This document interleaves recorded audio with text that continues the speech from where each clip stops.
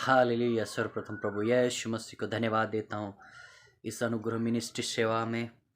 प्रभु ने वचन सुनाने का अवसर दिया। हालेलुया। वचन की सेवकाई का अवसर दिया। प्रभु को धन्यवाद देता हूँ। जब हम गलाती 6 अध्याय में जब हम पढ़ते हैं, वहाँ पर 7 से वहाँ पर लिखा है, धोखा ना खाओ, परमेश्वर ठट्टों में नहीं उड़ाया जाता, क्योंकि मनुष्य जो कुछ बोता है वही काटेगा। हालेलुया। यहाँ पर वचन हमें लिखा है कि धोखा मत खाओ, धोखा मत खाओ। परमेश्वर ठट्टों में कभी उड़ाया नहीं जाता है। धोखा इंसान ही खाता है, परमेश्वर उसको धोखा नहीं देता है। धोखा ना खाओ, परमेश्वर ठट्टों में नहीं उड़ाया जा सकता। इंसान परमेश्वर के एक मजाक बना दिया है, लेकिन धोखा है ये। इंसान खुद धोखे में गिर रहा है। परमेश्वर ठट्टों में कभी उड़ाया नहीं जाता, क्योंकि इंसान जो कुछ बोता है वही काटेगा। इंसान जो कुछ बोता है वही काटेगा। और वचन जब हम पढ़ते हैं, क्योंकि जो अपने शरीर के लिए बोता है शरीर के द्वारा विनाश की कटनी काटेगा, और जो आत्मा के लिए बोता है वह आत्मा के द्वारा अनंत जीवन की कटनी काटेगा। हालेलुया। Praise the Lord.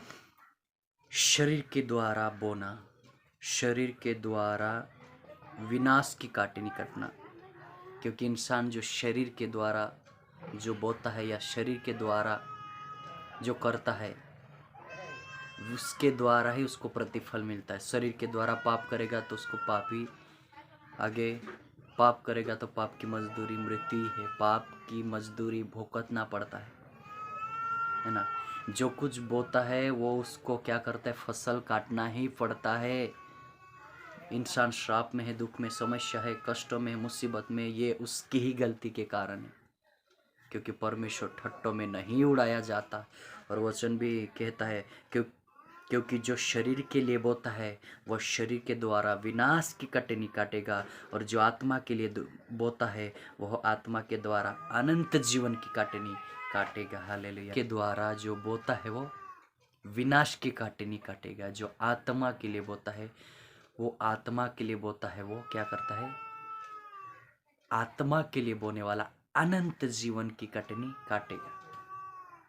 हम क्यों शारीरिक काम करें, हम क्यों शारीरिक अभिलाषा में पड़े, हम क्यों शारीरिक अभिलाषा में पड़कर अपने आप को भी नाश करें। वचन में क्या लिखा है, वचन हमें इस प्रकार कहता है, आत्मा के द्वारा अनंत जीवन की काटनी काटो। हालेलुया, है ना।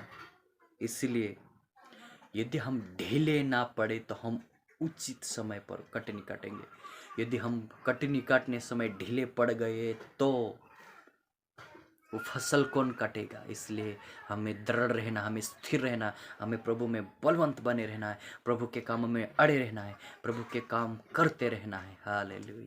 इसलिए वचन क्या कहता है, आत्मा के द्वारा अनंत जीवन की कटनी काटो। आत्मा के द्वारा अनंत जीवन की कटनी काटना। हालेलुया। Praise the Lord. हम वचन देखते हैं, शारीरिक काम, शारीरिक अभिलाषा, शरीर की लालसा, शरीर की इच्छा, शारीरिक योजना हम कभी पूरा नहीं कर सकते, क्योंकि शारीरिक बहुत सारी कल्पना है, शारीरिक बहुत सारी अभिलाषा, इच्छा, योजना विनाश की ओर ही बढ़ेंगे। यदि हम शारीरिक काटनी काटेंगे तो शारीरिक अभिलाषा में पड़कर विनाश के समुद्र में डूब जाएंगे। पर शारीरिक की अभिलाषा कभी नहीं बुझती। समुद्र और आग, समुद्र की प्यास और आग की प्यास कभी बुझती नहीं, है ना। तो विनाश की काटनी यदि आप काटना चाहते हैं तो शारीरिक अभिलाषा में पड़े रहे, लेकिन बाइबल हमें मना करती, शारीरिक अभिलाषा में मत पड़ो और खुद को मत नाश करो, पर आत्मा के द्वारा क्या करो, आत्मा के द्वारा अनंत जीवन की काटनी काटो। हालेलुया। Praise the Lord. इस वचन के द्वारा प्रभु आप सभी को आशीष दे।